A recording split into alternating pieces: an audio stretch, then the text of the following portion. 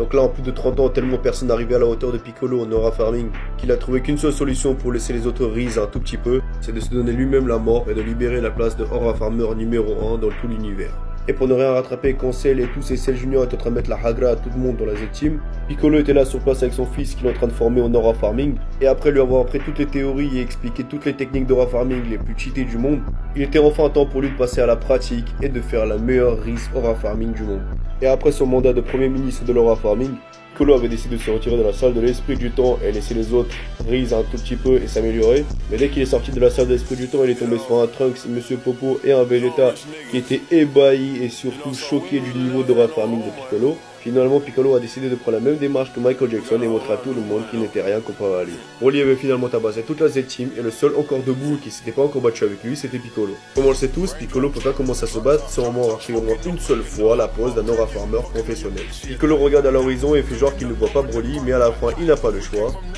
Alors Piccolo a décidé de faire la meilleure entrée possible, donc regarder Broly dans les yeux et lui dire « Je te baiserai ta mère dès que je t'attaquerai ».